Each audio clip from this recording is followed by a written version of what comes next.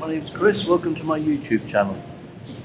Bit cold, bit windy up here today, not much above freezing, but quite dry in here.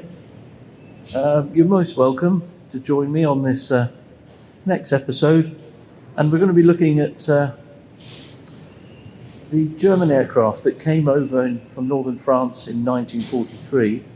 They came over and they attacked and bombed Kingsbridge and Salcombe. So we're going to take a look at that. Hope you enjoy it. Stick around. You're most welcome. Hold tight and we'll see what happens.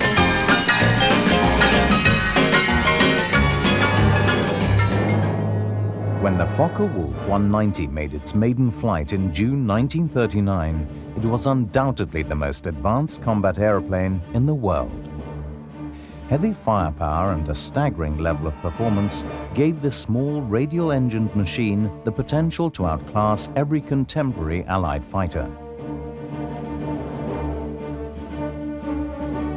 When it entered service in 1941, it was immediately successful, inflicting such heavy losses on its opponents that it's interesting to note that during the early part of 1943, the Germans were making regular attacks on Kingsbridge and Salcombe. It's not quite clear why, because there was no military build-up here at the time.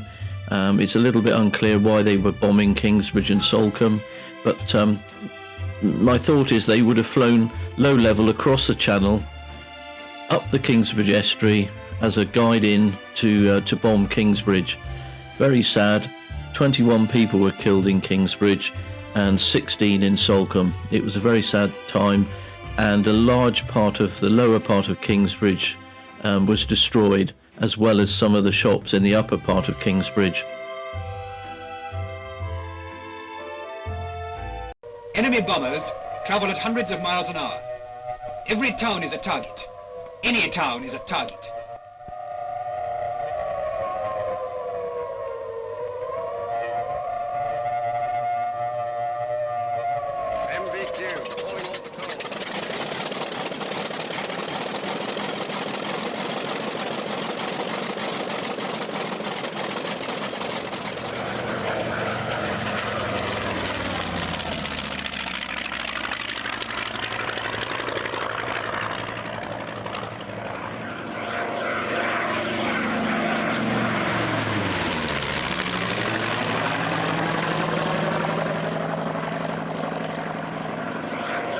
Completion of their bombing run, they likely would have turned right, headed back to the English Channel, and then tried to make their escape fairly quickly across the English Channel.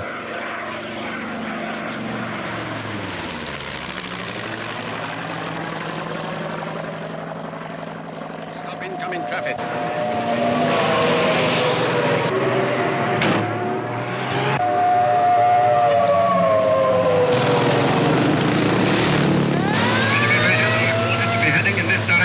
RAF personnel should report to their centres without delay.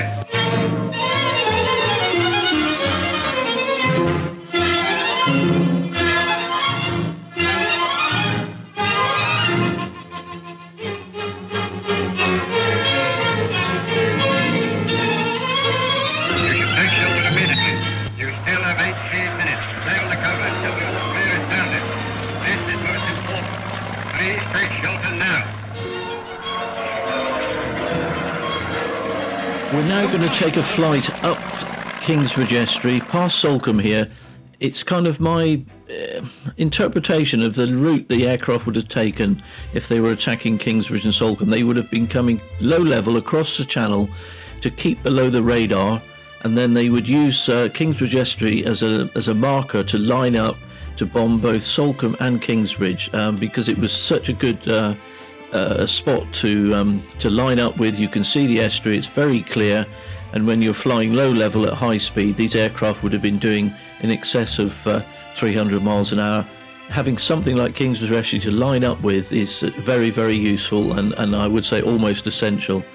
So they'd fly up the Kingsbridge Estuary, make their attack on Kingsbridge, having perhaps bombed Salcombe on the way, and then make an attack on Kingsbridge, and then disappear low level out over the channel. Enemy bombers travel at hundreds of miles an hour.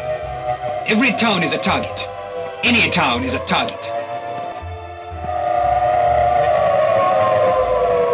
Kingsbridge before the bombing, in this centre section of streets, starting with the Anchor Hotel over to the Perrys on the right-hand side, was completely destroyed.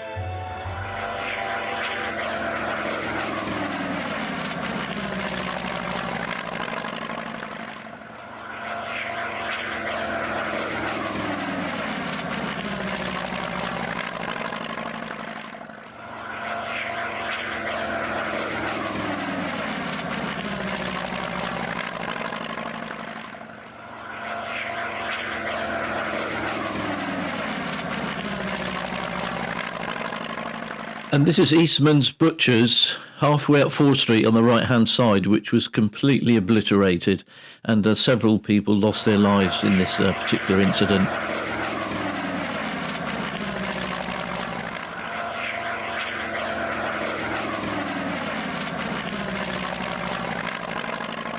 Next image, you can see that Eastman's has now been rebuilt, and this is how it looks in 2020.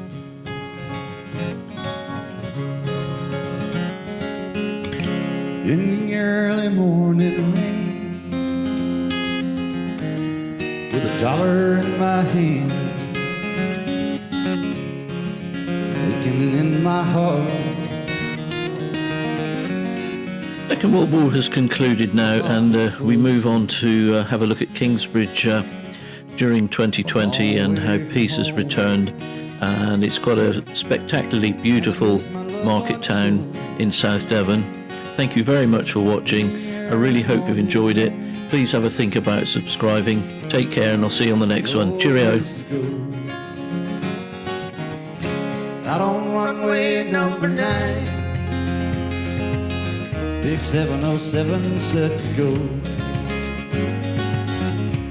but I'm stuck here on the ground.